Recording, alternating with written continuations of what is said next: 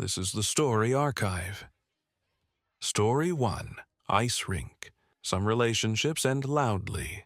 Arguments, betrayal, explosions, and some end because someone tried to ice skate. This is one of those stories.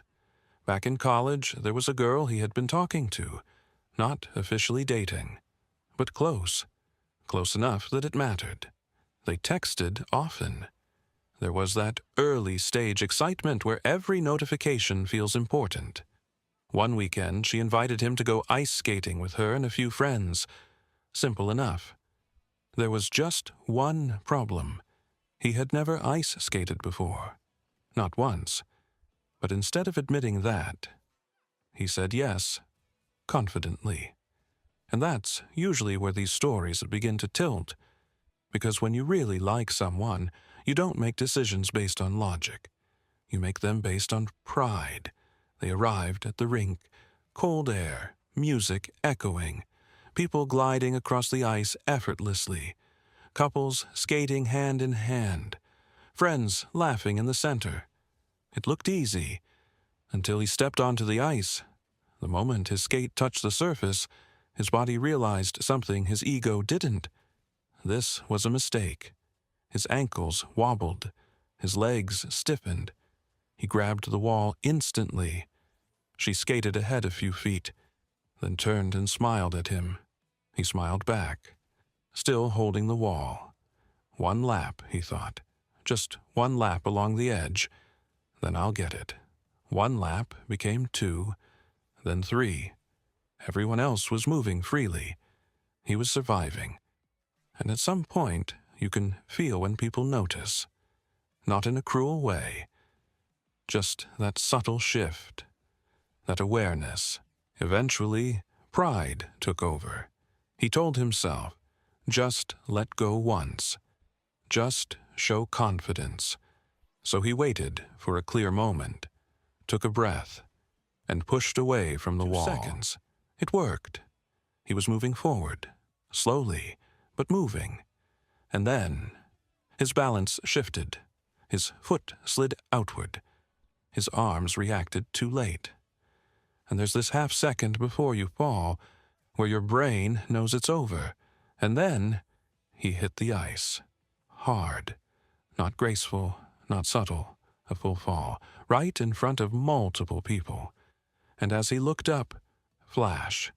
A camera. Someone had captured it. The exact moment his attempt at confidence collapsed. She helped him up, smiled politely, but something felt different. The energy shifted, not dramatically, just quietly. The rest of the night felt shorter, less connected. Eventually, she drove him home, and during that car ride, small talk replaced chemistry. Silences lasted longer. And sometimes relationships don't explode. They just fade. By the time he stepped out of the car, whatever potential had been there was gone. For a while, he replayed it in his head. If he hadn't fallen, would it have worked? Or was it already slipping before he stepped on the ice? Years later, he was in a different relationship. Serious, stable. Eventually, they got married. One day, they were talking about random college memories. Ice skating came up. He told her the story. Halfway through, she stopped him. Wait, what rink was this? Same one. Same night. She had been there too. They just hadn't known each other yet. And after hearing the full story, she laughed. Oh, I remember you. You were the guy hugging the wall. And then she added something unexpected. The girl you were with, she didn't seem that interested anyway. And maybe that's the part that matters. Maybe the fall didn't end anything. Maybe it just revealed it.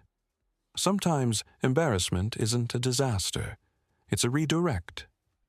What do you think? Did the fall ruin it? Or was it already over before he hit the ice? Story 2, The Wave. Be Me. 19 years old, college freshman, spring break, first real trip without parents, first time feeling independent, first time feeling like I had something to prove.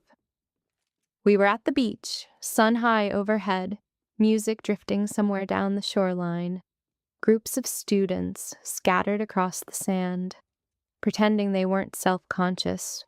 And there he was, tall, easy smile, the kind of confidence that isn't loud, just steady. We had talked the night before at a bonfire, nothing dramatic, just easy conversation, the kind where you walk away thinking, I hope I see him again tomorrow. Well, tomorrow arrived, and I saw him, standing near the water with his friends. At 19, calm isn't something you've mastered yet. So instead of walking over and saying hello, I decided to do something memorable, or at least what I thought would be memorable. I ran toward the shoreline, laughing, carefree, like I belonged in a movie. The sand grew softer under my feet. My heart beat faster, part nerves, part adrenaline. I was aware he was watching, which made me commit even harder to the performance. The first wave hit my knees, cold but manageable. I turned slightly, half glanced back toward shore. Still smooth, still composed. Then the second wave came. It wasn't massive, not dangerous, just enough. Enough to knock me slightly off balance. Enough to surprise me. Enough to pull at the loose tie of my swimsuit top. In a way I absolutely had not planned for.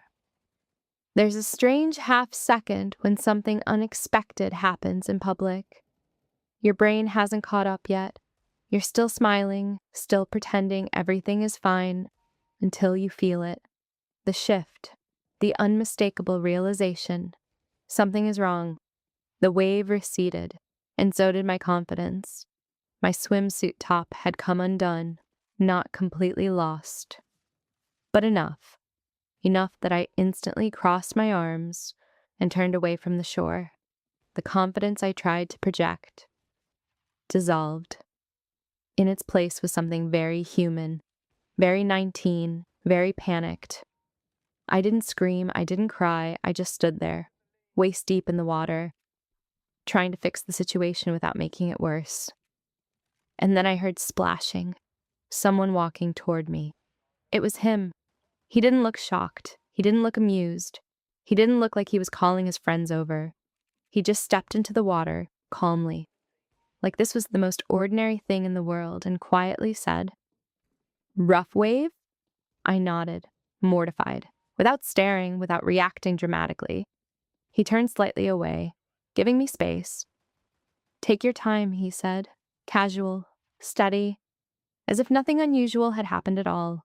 I fixed the situation as discreetly as possible, tied the knot tighter this time, took a breath. When I turned back around, he was still there, waiting, not staring, just there. We walked back toward shore together. I expected teasing, or at least an awkward joke, but he didn't mention it. Instead, he asked about my major, where I was from, what I wanted to do after college. The conversation felt normal, grounded, steady, and that's when something shifted. The wave wasn't the important part. His reaction was. At 19, embarrassment feels permanent, like one moment defines you. But sometimes the person who matters most isn't the one who watches you shine. It's the one who stays calm when things unravel. We spent the rest of spring break together. Nothing dramatic. Beach walks, late-night food runs, talking about nothing and everything.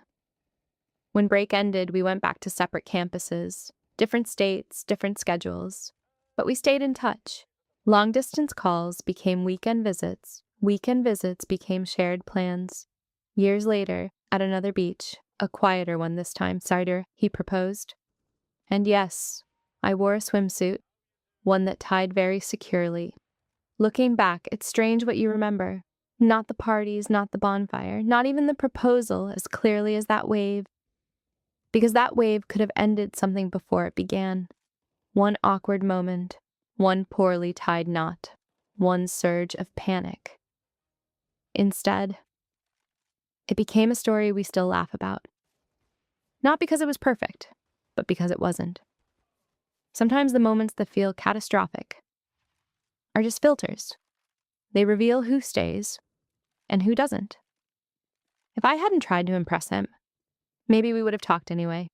If the wave hadn't hit, maybe I would have felt confident for the wrong reasons, but it did, and he stayed. And that's the part that mattered. This was one of those moments. Small, unexpected, but quietly defining. What would you have done? If you'd like to hear more documented accounts like this, you're welcome to subscribe. New stories are added each week.